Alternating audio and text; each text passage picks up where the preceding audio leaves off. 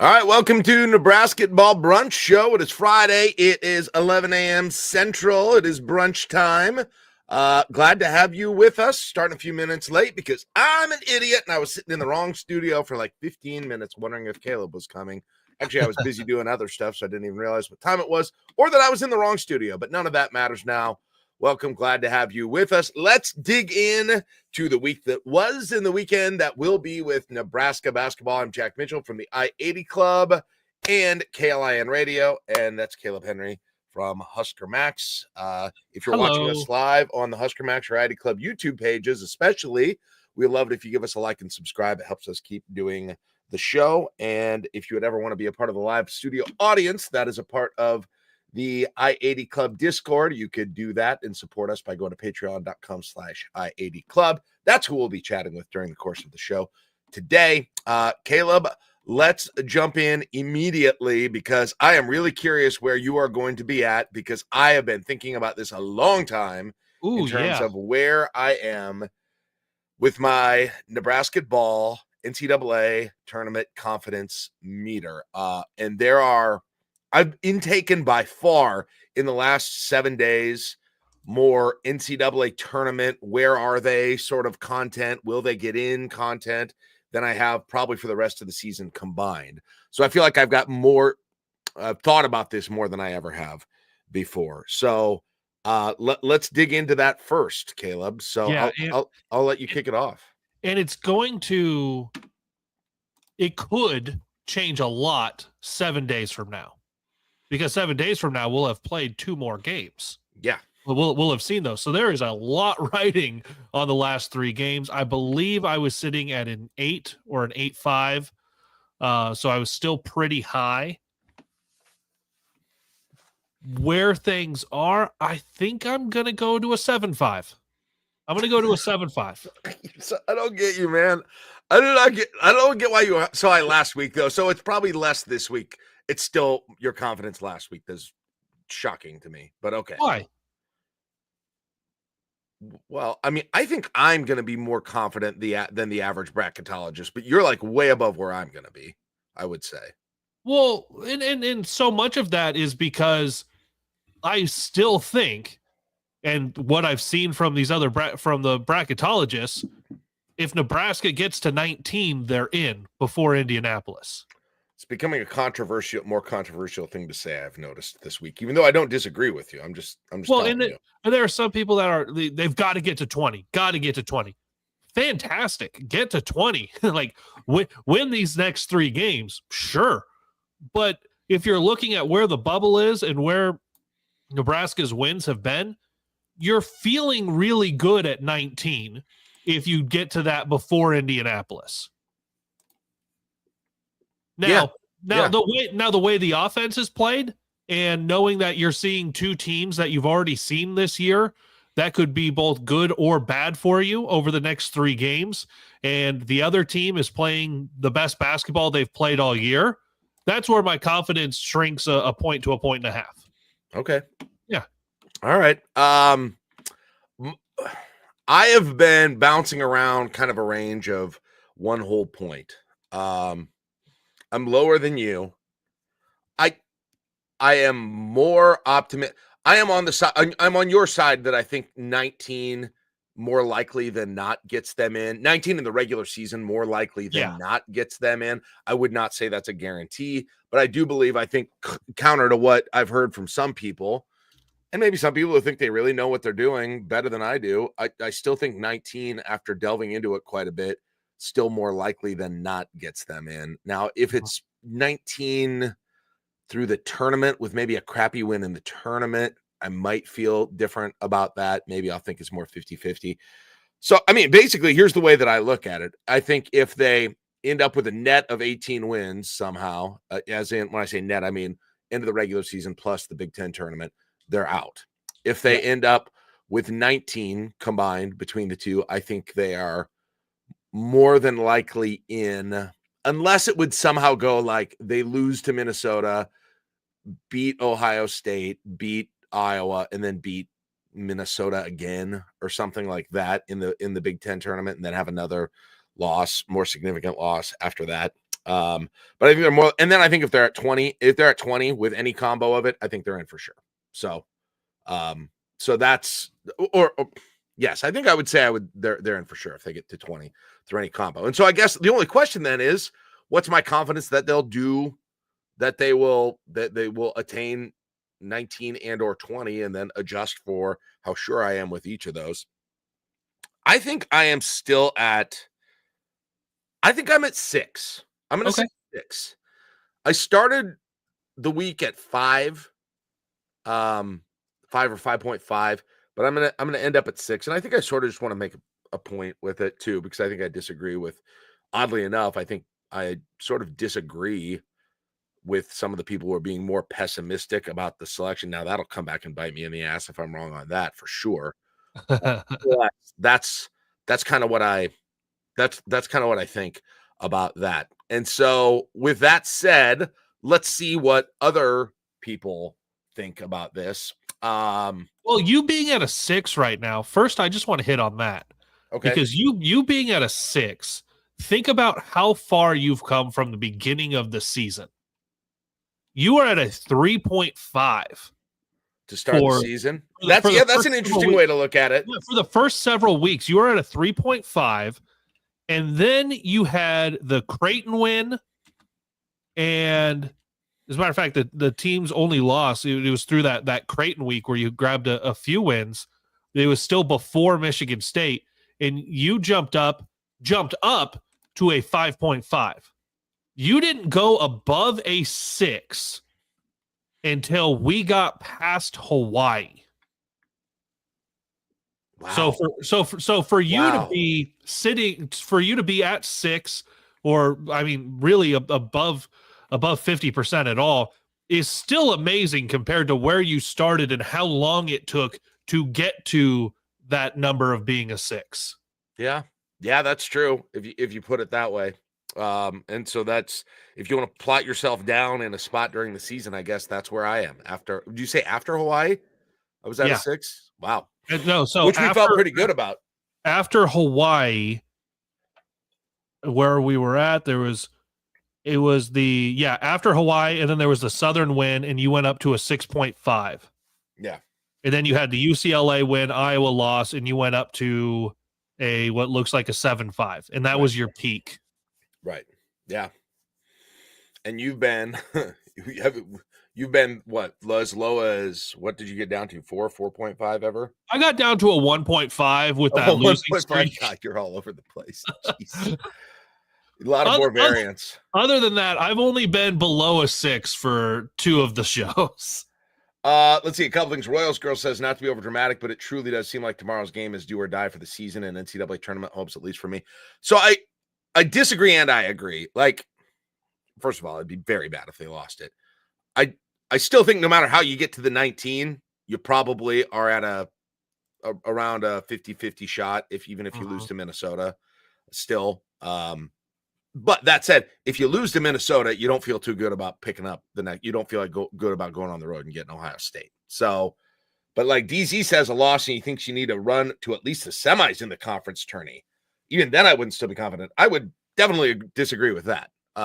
Yeah, because I would definitely disagree with that. But because if you lose, you still have that 19 number out there, including a win on the road at Ohio State.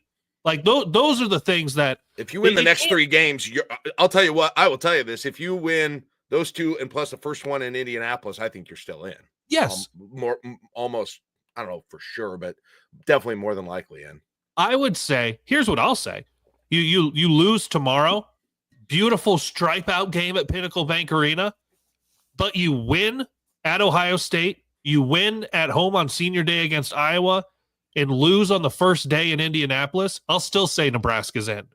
I'll say maybe. I would say they're definitely not out for sure, but I would not be super confident either.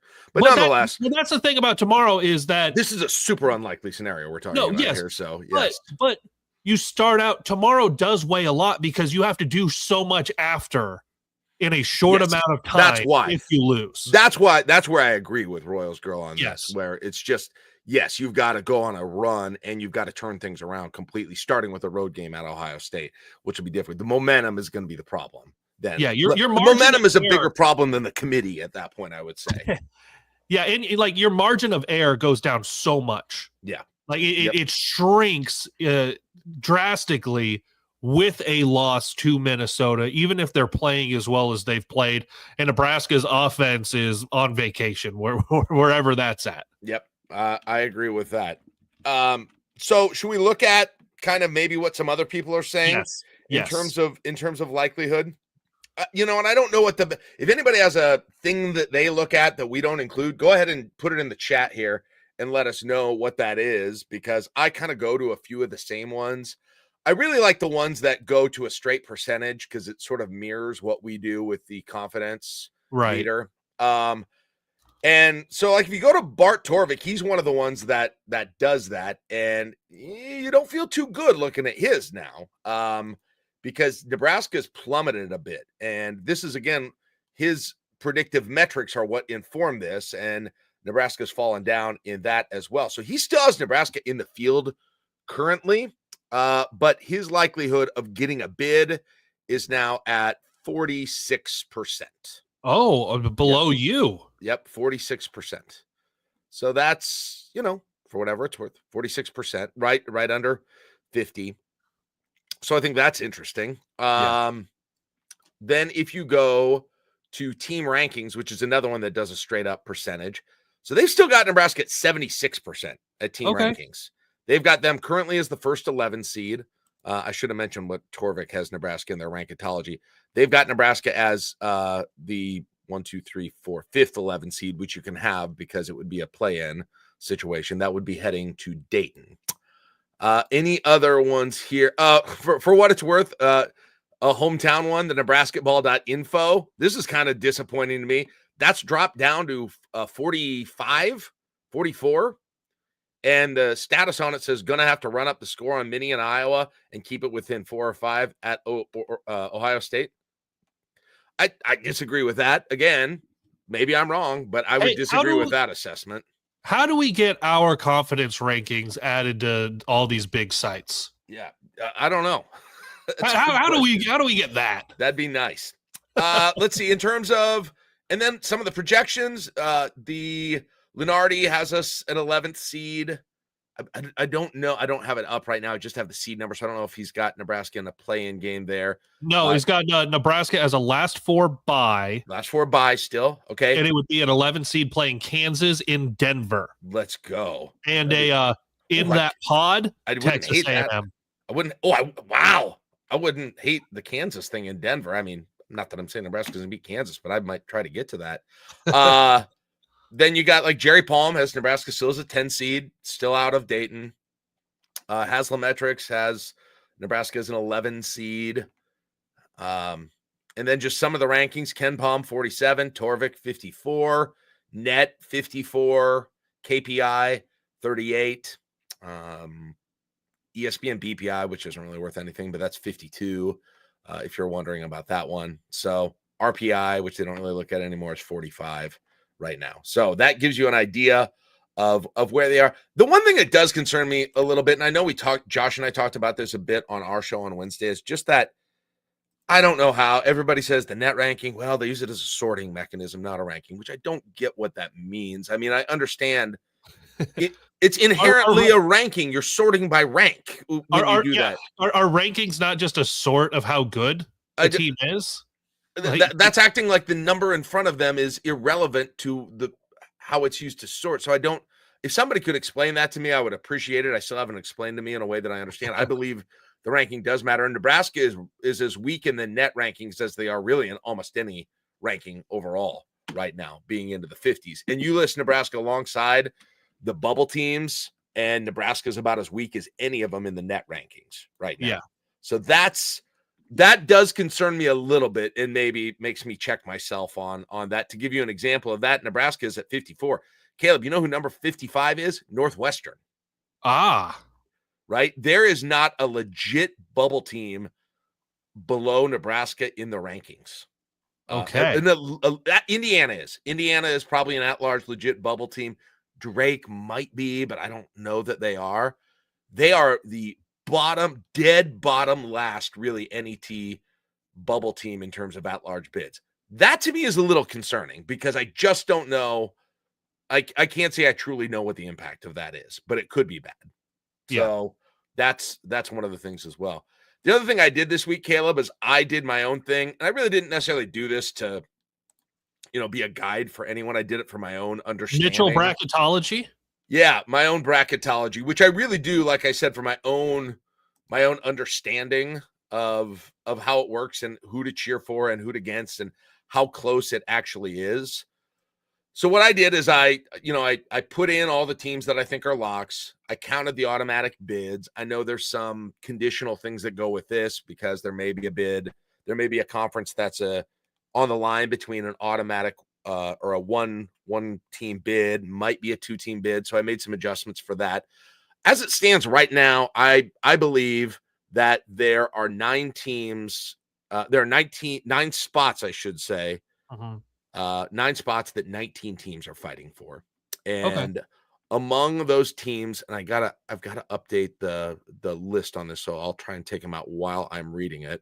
I include, in no particular order right now, SMU, VCU, Baylor, Ohio State, Georgia, Cal San Diego for whatever reason, Texas, Arkansas, Vanderbilt, North Carolina. Actually, I'm going to put, I think Vandy's a lock now, so they're off it. That makes it 19. West Virginia, Cincinnati, Boise, San Diego State, Oklahoma, Xavier, Nebraska, Indiana, and then Drake. Drake, I think, is questionable whether or not they're. I'm keeping Drake in right now. Yeah, but that's it. So that is 19 teams, and 9 of those would go here. So some of those teams are closer than others.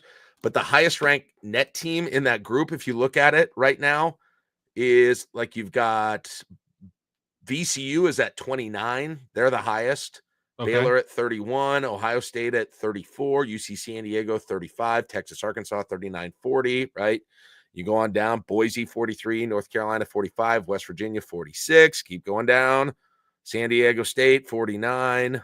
Or actually, they weren't on that list. But Oklahoma 50. Xavier 52, and there's Nebraska at 54. So that is a real finite. I think that's a pretty I think concise finite group of teams that we're dealing with here right now. That could change a little bit, but not a lot. And Lenardi has Nebraska as one of the last 4 buys, and also has Indiana and Ohio State as part of the last 4 in, which would give the Big Ten Conference 11 teams in the field. Isn't it crazy? Because 2 weeks ago we were talking about like Nebraska could legitimately be the only true bubble team in the entire conference, and Ohio State has moved down to the bubble and Indiana's moved up to the bubble since that time pretty significantly. And you've got that same thing happening with some of the others that I look like JBR has Nebraska as an 11 seed, 42nd overall in that ranking, and that would be part of the last 4 buys. So still not heading to Dayton. T3 has Nebraska as bubble in, along with both Indiana and Ohio State. As a matter of fact, T3 went into a little bit more detail on a post about Nebraska. Says Nebraska must beat Minnesota. That would be a bad loss. Then go at least 1-1 in the remaining 2. That should do it, giving the good non-conference win, other conference road wins, and home wins over Illinois and UCLA. So beat Minnesota, split with Ohio State and Iowa, and then Indianapolis doesn't matter, according to that bracketologist. Okay. Yeah, it does seem it's all in the same range. It does seem like I've heard multiple of the bracketologists that kind of break it down a little bit more when asked by Nebraska fans have said they believe at 19 wins in the regular season, Nebraska will be okay. So I don't understand, though. You know what I don't quite understand, Kaleb, is why Minnesota is looked at so differently than Iowa. What's the deal with that? Like, you can't lose Minnesota, but you could lose Iowa. Right. They're not that different. They're not. Yeah, they're not wildly different. They have the same record in the Big Ten Conference. They are 1 game. It's 15-13 for Iowa, 14-14 for Minnesota right now. What's the deal there? They're both quad. What, 2 games at home? Well, I guess Minnesota would. That's the difference. Minnesota would currently be quad 3, I believe, while Iowa would be quad 2. if I'm understanding that correctly, because the current nets are, let's see, we got Minnesota that is at, let's see, doing a little control F action here on this thing so I can find them. Minnesota's at 97, and Iowa's at 66. That's the difference. The net rankings. The sorting mechanism, not the ranking that we've sorted them. Not by the record of the games that are played. It's the net is the difference between the teams. Yes, that's that. So that's why they're saying it. So that does explain it to me, even though, on paper they're kind of similar right now, I would think. And Minnesota's had probably more big wins than Iowa has over the last 3 weeks of the season. Right. Okay. Hey, good morning, good afternoon to Theo. Oh, what's up, Theo? Theo, is he in the comments? There we go. Oh, thank you, Theo. With give him. There we go. Theo shooting us. I'll do a little sips for super chat. Yeah, well, it's Celsius. Let's go. Sips for soups. Thanks, Theo. Appreciate it. Appreciate it. So that's kind of the lay of the land. And everybody kind of has a little bit of a different position. I guess the other thing I wanted to check, Kaleb, is just looking at those quad wins. Is there anything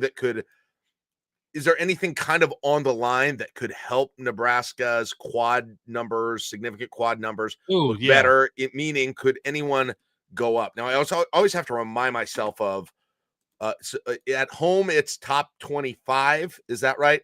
Home, it's top 25 for quad one, neutral 50, and roads 75, I believe.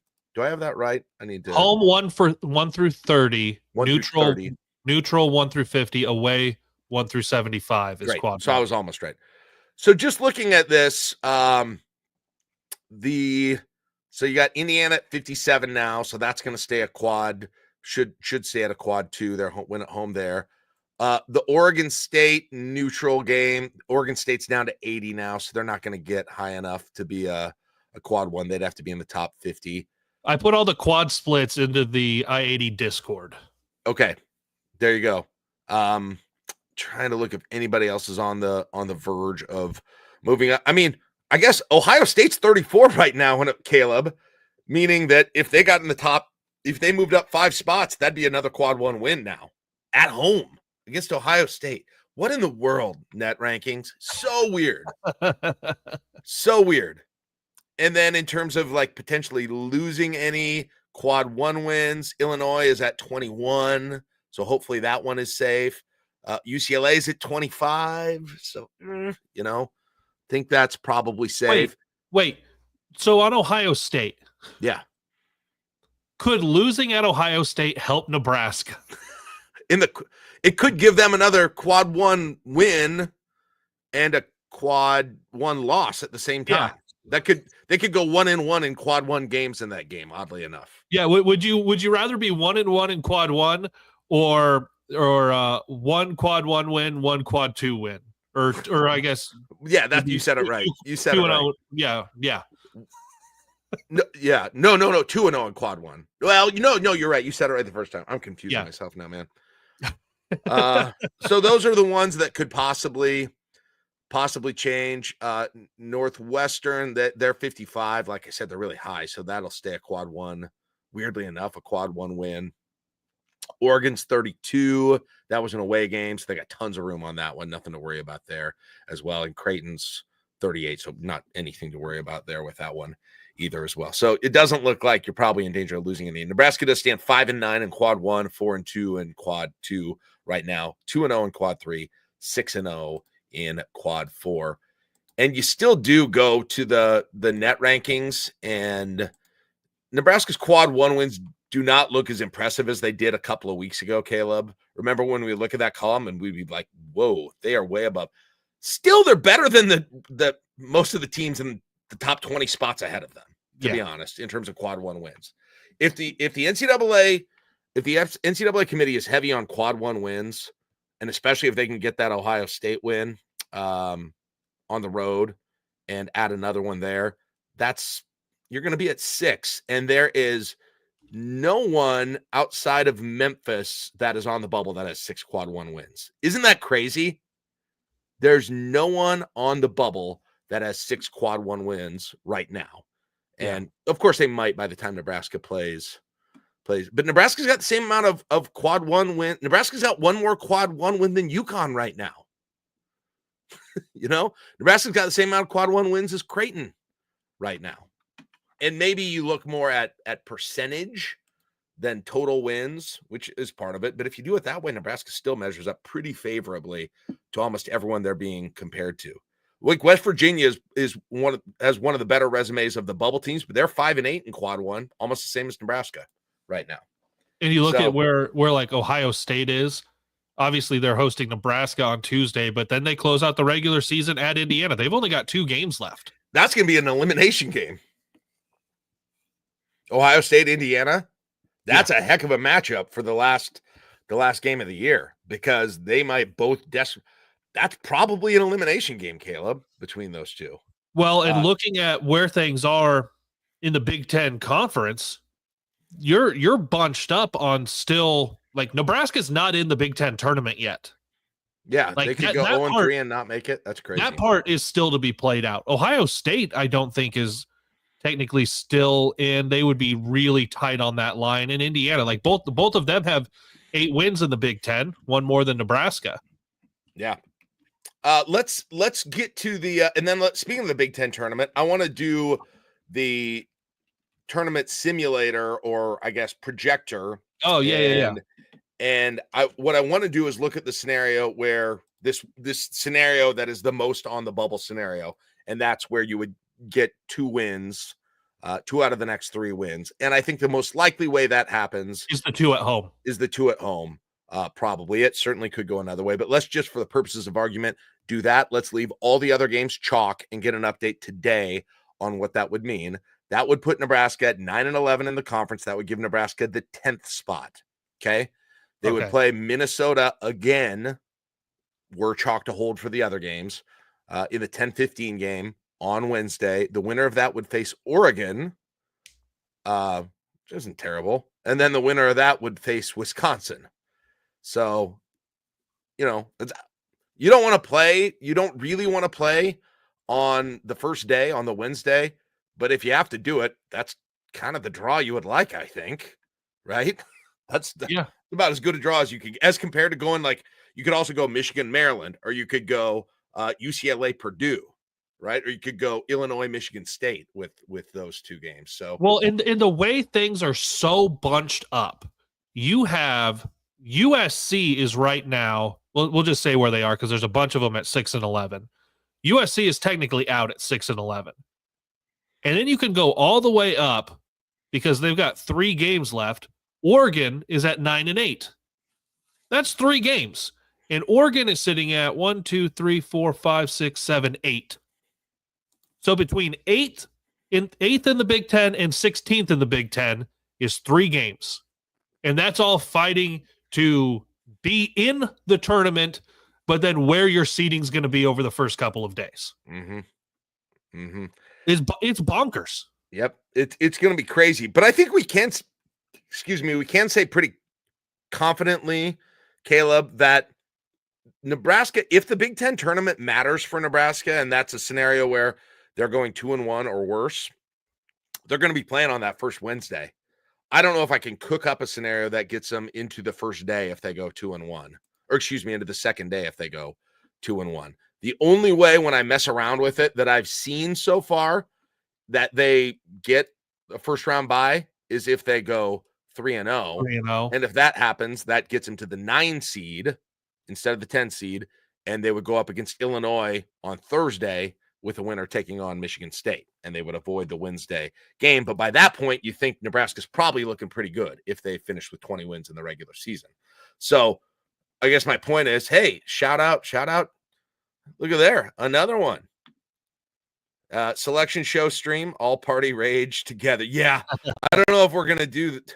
Man, I don't know if I could do that. I don't know if I can do a live selection show, Nebrasketball, after Nebrasketball. That'd be wild. But Kaleb, man. So I was just trying to move stuff around, and the only thing I changed from what was in there is that I had Indiana beat Ohio State, and that actually, and you leave everything else the same. Yeah. Nebraska gets 2 wins over Minnesota and Iowa. Nebraska actually drops to an 11 seed.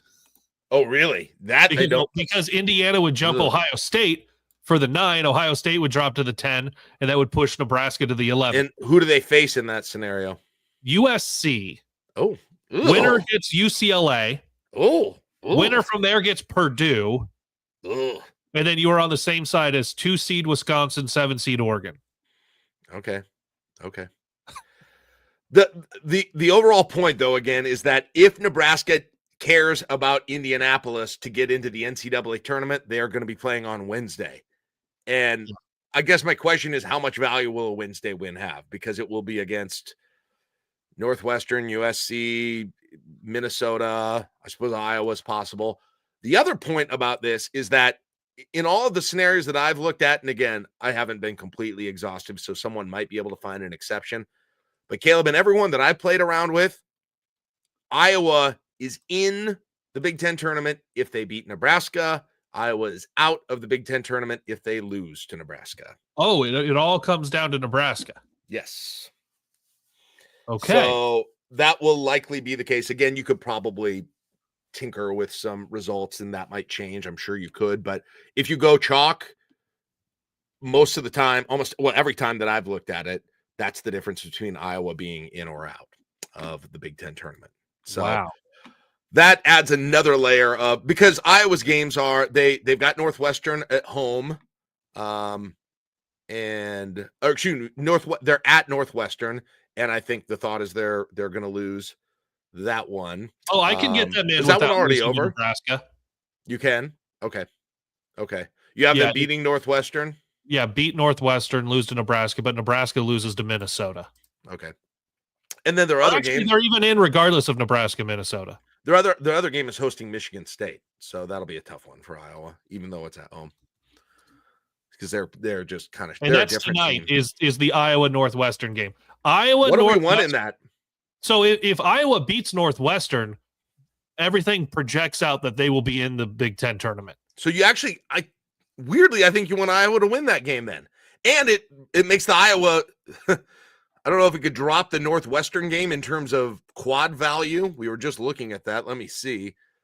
Northwestern is a 50. Yeah, they're not going to drop. They would have to drop 20 spots for that to get out of a quad 1 win. I think you want Iowa to win that game tonight.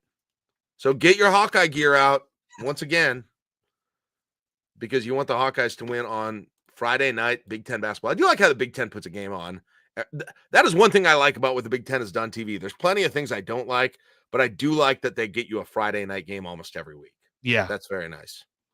And then Bigelow points out the other side of it on a text that he sends in, and he'll be joining us for tomorrow's After Nebraska Ball. But he said the Fran McCaffrey era may be ending at Pinnacle Bank Arena. There's another scenario too. Wouldn't that be?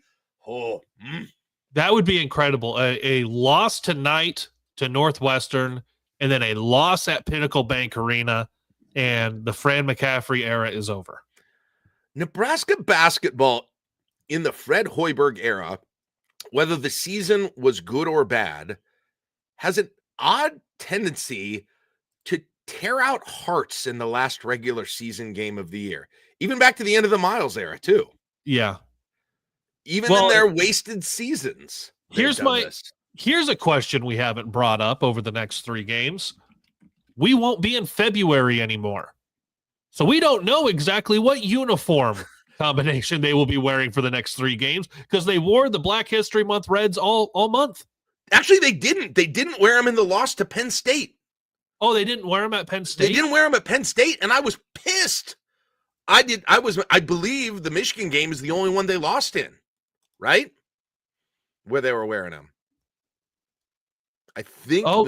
You're right. They weren't. They didn't wear them against. I know nobody mentioned that. I was going nuts about it. I was mad. Why don't you wear those ugly uniforms every game? And they didn't wear them against Penn State. They still wore red, and they got killed in that game. And I thought that was the reason. But then they went back to the script Nebraska. Right. If we're gonna win, wear bad looking jerseys. Like I am completely for that. Yeah. What is March? What's a big all-encompassing theme in March that they can have a new jersey from Adidas? St. Patty's Day? Green ones? Yeah, I don't know. Just put a shamrock on there, call it good. I mean, listen, let me go through the Nebraska's last game of the year history. Last year, murdering Michigan, finishing up Juwan Howard at Michigan. I don't even remember that game. Do you remember that game? Nebraska beat them by 15. It was not close. Yeah, and said, here comes the NCAA tournament. Last year, yes. 2 years ago, when Nebraska didn't have a great season, but they went into Iowa on Senior Day, March 4th, and beat an Iowa team that was going to be in the NCAA tournament, 81-77. Okay, remember that? Even though Nebraska finishes the season at 500, they still got the win on Senior Day at Iowa. Closed it out pretty well, though. Yep. The year before, Nebraska goes to Wisconsin, 10th ranked Wisconsin, and ruins Brad Davison's Senior Day. So let's see, when was the last time they lost on the final game of the regular season? So that's 3 in a row. So I don't count the COVID season. So before that, in 2019-2020, when they won 8-25, Minnesota beat Nebraska 107-75. Gross. On March 8th of 2020. That was before I got to Lincoln. No, you were here. It was the last game before the Fred Hoiberg COVID Indiana Big Ten tournament game. Oh, I thought you said you weren't counting. Okay. That wasn't the COVID year. The COVID year was the next year. Right. COVID happened in the last 30 minutes of that year. Yeah. That's all. Yes. That's all. 107-75. Yikes. Holy cow. Hanif Cheatham had 17. Gervais Green had 15.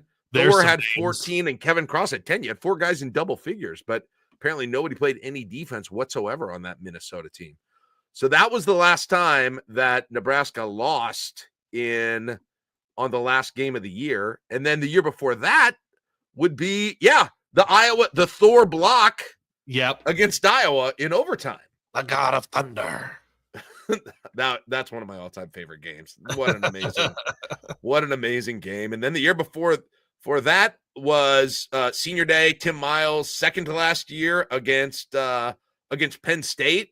When they looked like they were getting into the tournament, they had that Michigan game coming up next in New York City and got blown out by Michigan. So that's the Roby, that's that whole crew when they were all together. Raider Scott brings up a good name over one of those stretches. Johnny Trueblood. The one before that. And then the year before that, though, not good. They went to Michigan at Pinnacle Bank. Oh, I remember that one. They lost 93-57 to Michigan at Pinnacle Bank Arena. A lot of people thought that was the end of didn't think Miles was going to make it out of that. And that would have been 2016-2017. They lost to Penn State. And then I believe right after that, you had Bill Moose make a statement that said he was sticking around and bringing him back after that year. So that's a trip down history lane of the last game of the year, which has gone well for Nebraska in at least the recently history. Yeah. Yes. Let's talk a little bit, Kaleb, about this game coming up on Saturday against Minnesota, and Nebraska still coming off the hangover of that Michigan loss, where it just felt like such a horrendous missed opportunity. Yeah, where the offense just needed any little bit more, and we're talking literally another made shot or two, and you beat Michigan, and it wasn't enough. How does that affect what you think about the Minnesota game at all, or is this a team that just goes all over the place offensively and defensively so much that it's hard to really get a read on a trend with them? It's hard to really get a read on a trend, and I think when you looked at the bigs that Michigan had, you were concerned about what was going to happen inside, but Nebraska locked down defensively. You got Berkay back on that side of the floor. On the other side of the floor, he went 0 for 10. So it's a little bit of good, a little bit of bad with having him back. But remember when we were talking about Juwan Gary and his rebounding numbers? Well, with Berkay back, Juwan goes and grabs, 6 rebounds? I don't have the box score. I'll pull it up. But he had only had 3 over the last couple of games. Yeah, that did. Despite his issues offensively, he was back on the boards, which is something that really hindered Nebraska the last couple of games, is that they just got so out-rebounded. I think Nebraska did still get out-rebounded against Michigan, but it did not seem as obscene as it had been over the course of the last several games. Just pulling it up now, Gary had 6 rebounds That's where he needs to be. Yeah, and a big part of that is because Berke was able to go be the guy bodying up the bigs, and Jawan was able to be athletic, moving through the lane to grab the rebounds. Obviously, almost half of those are offensive that he's able to go grab, but that's what you're able to do when you have those other big guys, when you have that rotation with Berke and Morgan and Mia. Now, can you get anything out of your bigs scoring-wise, out of those three guys? Because you didn't the other night. You have to get something out of one of those guys. One of those guys has to get to 6 to 8 points, right? You would think that's not an outrageous number. It's not asking for 15 to 20. But if you can get 6 to 8 out of one of those guys the other night, you win the game. Like, that's where the giant difference is. If you get, well, even Jawan pitching in a little bit more than what you had, because the only person who got to 6 points that wasn't Bryce Williams was Sam Hoiberg, who did it on 2 shots. So you eliminate any one of those guys having an all-time bad shooting night offensively, except it happened to the entire team. That wasn't Bryce Williams. And Bryce only made 2 shots in the second half. Michigan started doubling everything. That becomes more of my concern offensively the rest of the way, is if teams just say they're going to start doubling every time Bryce Williams has the ball on a screen. Because I don't know. I don't trust enough of the rest of the guys that they're going to make open shots consistently. If they can, Nebraska will have a ton of success. But that's a big if. Defensively, I think Nebraska has obviously had very, very poor stretches, has had poor halves, had a poor 40 minutes against Penn State. But when they're on, they're on. Like, it is ridiculous how on the defense can be. So I don't know whether we're going to get the Jekyll or the Hyde on either side of the floor. Here's what we can tell you about Minnesota. They say this with a giant grain of salt because you know what's going to happen when I say it. So I'm obviously doing everything not to jinx it. They generally don't kill teams with the 3. Okay, they're is that right? 32% on the year. Wow. Mm-hmm. So they generally have not just killed. They don't in their regular rotation. They don't have anybody that's a particularly good 3-point. Dawson Garcia does shoot at 35%, which is good for someone who's 6'11". But other than that, Azuma has hit 23 of 62, so he's at 37%. Nobody else who shoots regularly is over 33% beyond them. So you've got that. But Kaleb, what you do is you got some big bodies again. Garcia at 6'11". And he's the stud right now. I think somebody said if you stop Dawson Garcia, keep him in check, we'll win this running way, says C. Dasker. He's obviously the big concern, and he's the guy who gets all the minutes for them. He's a big rebounder, gonna be one of their main scorers too as well. And then they got other big guys in 6'8", Frank Mitchell, and you got Parker Fox as well, who is also putting up some numbers blocks. So again, you kind of wonder if this is going to be one where Bryce is going to be a little reluctant to drive it based on the fact that you got some bigs in there that are going to be rim protecting. How is the game going to be officiated? They're the number one shot blocking team in the Big Ten. And that's exactly what I didn't know that, but I knew they were up there. And so that makes you wonder if you're going to have another kind of reluctant situation to drive as well. But again, that should be a team. It should be a team if Nebraska can stay disciplined and communicate well and play with energy on defense like they did. Again, man, as bad as that Michigan loss was, that was like the poster child for that defense working that we thought was dead earlier this year. Yeah. And they were doing it, and you'd leave Sam down low to double up on the post, and you would scramble like hell, and you'd make sure and communicate. You'd get out, you'd close out quickly. They did it really well. It looked like when they were doing it at their best against Creighton, to me, I thought, against Michigan. Yeah, it was extremely well done. Minnesota, by the way, last in the league in points per game, and that's at 68.3 for comparison. Nebraska scoring 74.6 a game.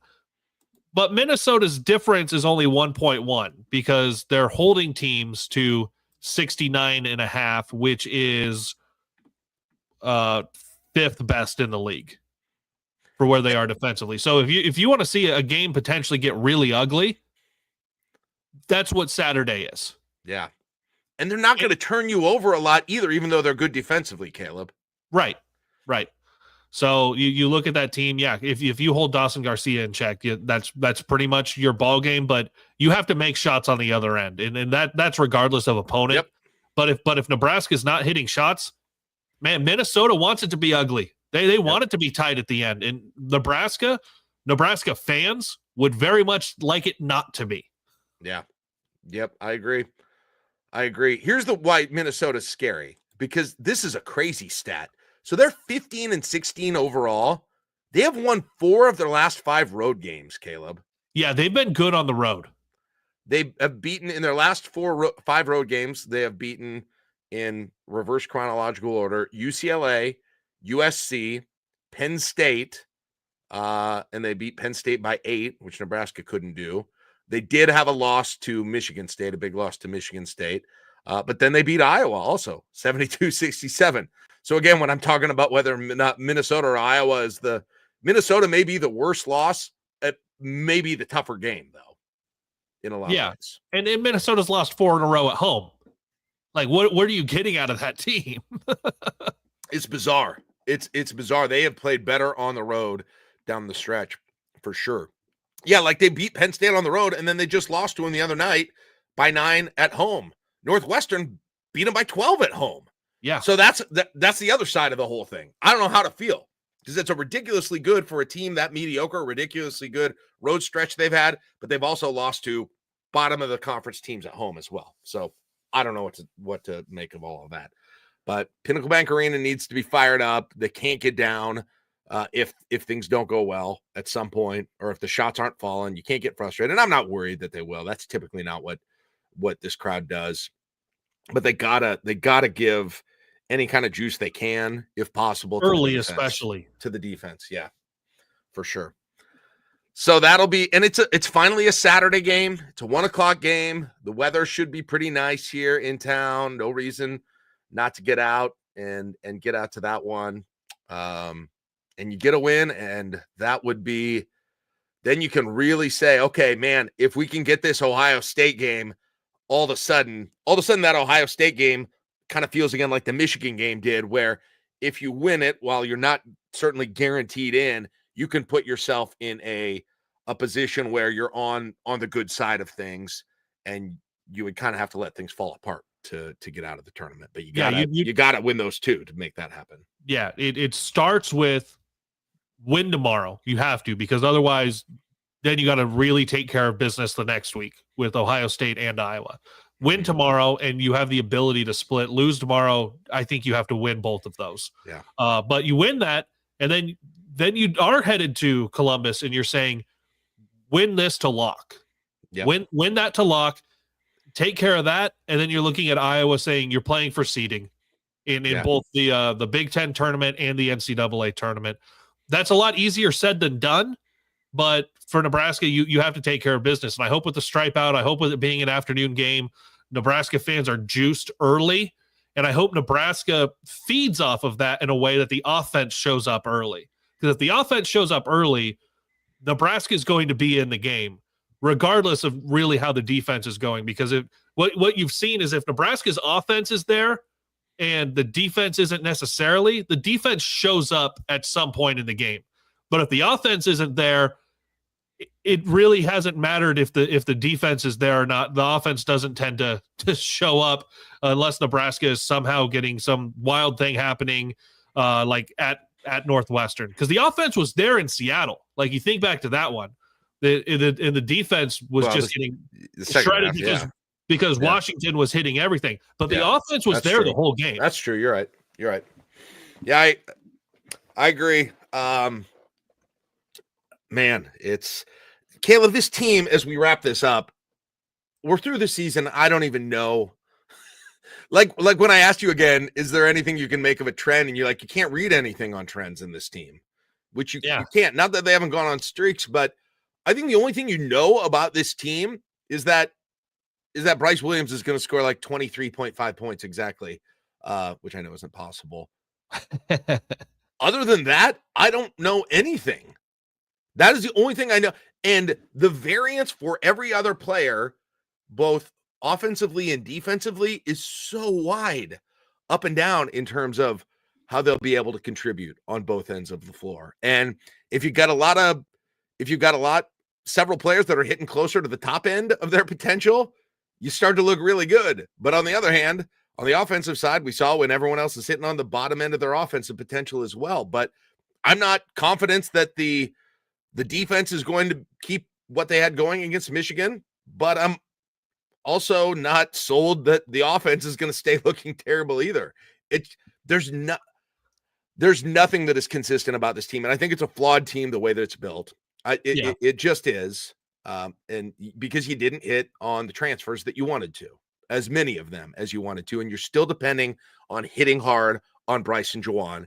You didn't add enough to that. That's a discussion for a different time. We kind of gone over that, but so I don't feel. If anybody asks me, I feel confident. No, because you never know what you're going to get. But that also makes me say, I also think they could run off a couple of games here, whether it be in the end of the season or whether it be in postseason play, if they start to hit shots or start to get in a rhythm defensively. Well, I can give you a couple of guarantees for tomorrow. Compared to the Michigan game, Nebraska will shoot better as a percentage, as a team. Okay. I can guarantee you. Really out on a limb there, Kaleb. Good job. Juwan Gary, Berke Buchtengel, and Connor Esijan will all score more points tomorrow than they did against Michigan. Got it. Okay? Got it. Yep. That's a start. To have success, you have to have that happen. I know it doesn't seem like it's going out on a limb, but if you would have said against Michigan, you were going to score 46 points and you were going to have your second leading scorer score 6 total, and that be Sam Hoiberg, you wouldn't have believed that. So I know it doesn't feel like it's going out on a limb, but you do those things, and that's the start of having success tomorrow. That's true, but my counterpoint would be, okay, yeah, I agree. All of those things are happening, and you would think, that I agree. It does make things more likely to go well, but then I think about the Penn State game, right? Where although things weren't great for the offense in the first half, you had Esijan who had 20 points. You had Bryce Williams who had his regular 20-ish points. But in that one, you had no defense throughout the entire game. It was the exact opposite. Yeah. While the offense wasn't great in the first half, the offense ended up shooting 51.9%. Yep. Right? Esijan went 4 of 9 for 3. Oh, yeah. Bryce went 6 of 11, went 4 of 9 for 3, and Morgan had 18. You had your alternate offensive options who weren't there against Michigan were absolutely there in that game. But again, not a lick of defense in the second half.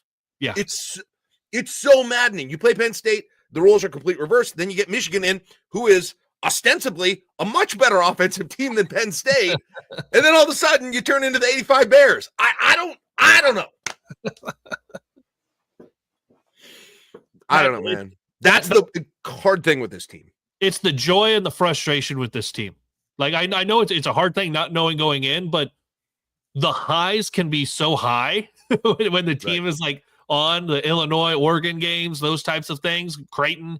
But the lows can be so terribly low because you don't have that consistent second scorer at the guard or wing position in the way that you really thought you were going to get with Esijan or with Raleigh. And like you said, that's a bigger conversation, and we'll have to see what happens in the offseason with the transfer portal and all of the guys developing.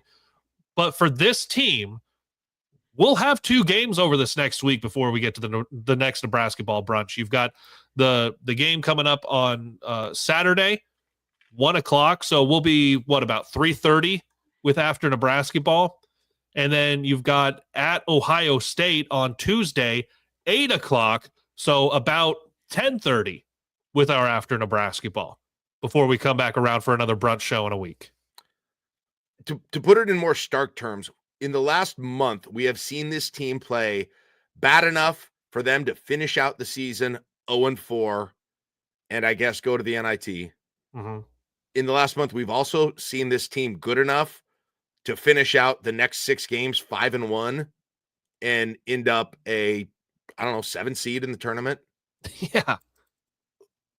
I don't think anybody we've seen both of those things against the opponents that they'll be facing in this scenario. So And Saturday is officially sold out. They just posted that to and we're striping it out, right? Striping it. Check where you're sitting, wear the right color. Don't look like the big speck in the middle of a section. Red or white? Red or white, scarlet or cream. All right. All right, I think that's it, Kaleb. Anything else to add before we say goodbye? Nope. I know that those will be very interesting after Nebrasketballs. Bigelow will be back with us on those. I'm sure you and Josh, you guys just had your I-80 Live, just went public today. You can get that at huskermax.com from your guys' conversation a couple nights ago. I'm sure you guys will have a lot to talk about with Trev and Texas A&M getting a better media deal with the same company that he negotiated for Nebraska just a couple of years ago. Well, actually, we will not have. Well, I will not be with Josh. I'm supposed to make another plan for it, which I haven't yet because I keep forgetting that I need to. Josh will be gone. It will be me and either someone or no one tomorrow for I-80 Live, and so I'm not sure exactly what I'm going to do for that right now. It's been a week, but we'll get that figured out before tomorrow morning. No matter what, I will be on, and I will be entertaining people at 9:30 tomorrow. We'll see if anyone is with me. So that's the plan for tomorrow. But yes, regular crew here for after Nebrasketball. You and Jacob will be at the Pinnacle Bank Arena. I'm gonna stay. I declined tickets to this one, so I could not have to hustle and get back here. And I don't know. I just don't want to do that, especially if things are bad. So I'm already in a bad enough place if it is, and then trying to get to the hustle of home driving and all of that. I don't want to put that on top of it. So I will be ready to go as soon as you guys are ready after the game tomorrow. And then after that next game, let's see, when is the Ohio State game? Is that Tuesday or is that Wednesday? Tuesday, 8:00 tip. Jeez, another friggin' late one. Come on, man. Yeah. Saturday morning coffee. Oh no, it's not I-80 Live. Thank you for catching my branding there, Matt. It is called Saturday morning coffee. I think Kaleb said it first though, maybe. No. I said that the I-80 Live from a couple days ago is public today. I got fact checkers everywhere around me in my life. So nice. All right, that is it. Catch me at least for Saturday morning coffee tomorrow at 9:00 and after Nebrasketball, about a half hour or so after the Nebraska basketball game's in tomorrow. Like and subscribe to Husker Max I-80 Club YouTubes if you haven't yet. We would appreciate that to help us out, and we will see you next time on the Nebrasketball Brunch Show. Ooh, that could be an interesting one in a couple of directions.